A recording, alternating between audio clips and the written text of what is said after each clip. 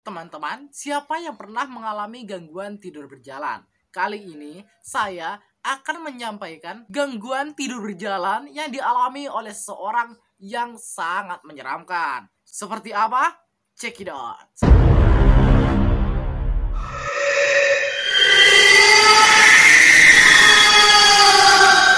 Tidur adalah suatu kebutuhan bagi manusia. Bagi mereka yang bekerja sepanjang pagi hingga petang atau lembur, bisa 6-7 jam waktu tidur menjadi hal istimewa. Akan tetapi, bagi sebagian orang, sesuatu hal seperti tidur justru membawa malapetaka bagi mereka sendiri dan orang lain. Salah satunya bagi mereka yang mengalami gangguan tidur berjalan atau dikenal dengan sleep walking. Tidur berjalan atau somnambulisme membuat seseorang melakukan aktivitas tanpa sadar di tengah tidurnya. Dalam kondisi itu, pikiran si individu biasanya dipengaruhi oleh suatu ide yang kemudian ia lakukan sambil tidur. Saat terbangun, seseorang kemudian tak menyadari atau samar mengingat tindakan yang telah ia lakukan. Aktivitas yang dilakukan selama tidur berjalan biasanya sederhana, seperti mengambil makanan ke dalam kulkas, pergi keluar kamar dan berpindah di ruang tamu, atau sekedar terbangun dan berdiri diam begitu saja. Namun, ada pula beberapa kasus tidur berjalan yang membuat seseorang melakukan aktivitas kompleks, termasuk diantaranya melakukan tindakan kejahatan, seperti pelecehan seksual, bahkan hingga pembunuhan. Dari berbagai contoh, berikut 3 kasus orang yang diduga melakukan aksi kejahatan sambil tidur berjalan. Yang pertama,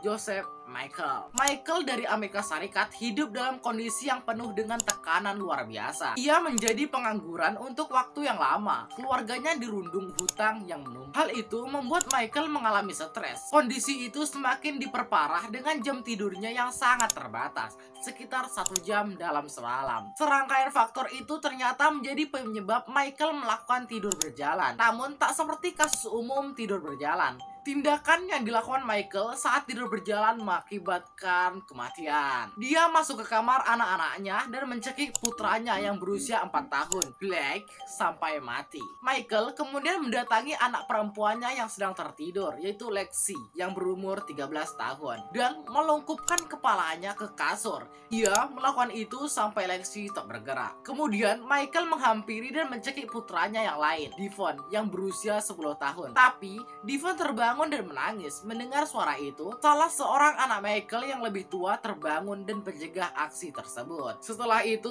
pria itu lari dan mengunci diri ke sebuah kamar. Polisi yang datang beberapa saat kemudian menemukan Michael telah menusuk dirinya sendiri di kamar tersebut. Namun, pria Afrika Amerika itu berhasil diselamatkan. Keesokan harinya, Michael mengaku tak mengingat seluruh kejadian yang telah ia lakukan pada malam sebelumnya. Ia kemudian didakwa melakukan pembunuhan berencana dan 2 tuduhan percobaan pembunuhan. Yang kedua, Kenneth Eckert. Eckert dan teman-temannya yang rata-rata berusia 20 tahunan tengah merayakan pesta ulang tahun di sebuah rumah di Inggris. Mereka berpesta liar dengan minum beralkohol sepanjang malam. Hari semakin malam, para pemuda yang kelelahan akibat berpesta dan minuman beralkohol itu pun bergelimpangan tidur di sembarangan tempat. Keesokan paginya, seseorang gadis berusia 15 tahun menjerit histeris setelah menemukan Eckert tak berbusana tertidur di atasnya. Mendengar teriakan itu, Eckert terbangun. Eckert yang berusia 26 tahun itu kemudian diinterogasi oleh para peserta pesta, menuduh atas dugaan pelecehan seksual. Namun, pemuda itu mengaku tak mengingat kejadian apapun sepanjang malam, termasuk yang melibatkan gadis 15 tahun itu. Pada hari yang sama, Eckert diamankan kepolisian. Selang beberapa waktu, pemuda itu disidangkan atas dugaan kasus pelecehan seksual. Sungguh mengerikan.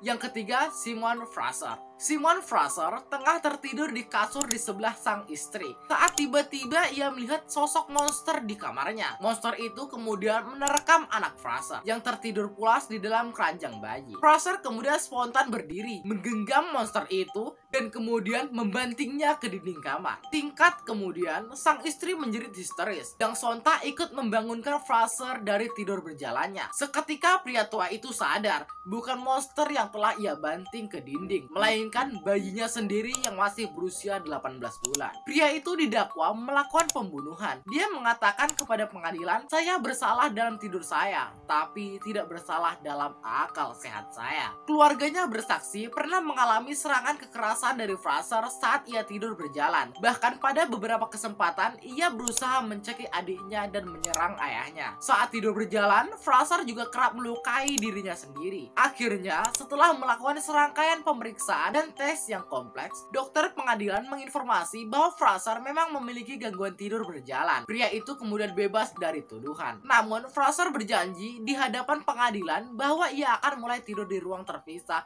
untuk kedepannya. Sungguh mengerikan, bukan? Teman-teman, siapa yang pernah mengalami gangguan tidur berjalan? Jangan sampai membunuh, jangan melakukan adegan seksual ya. Dan cerita pun selesai.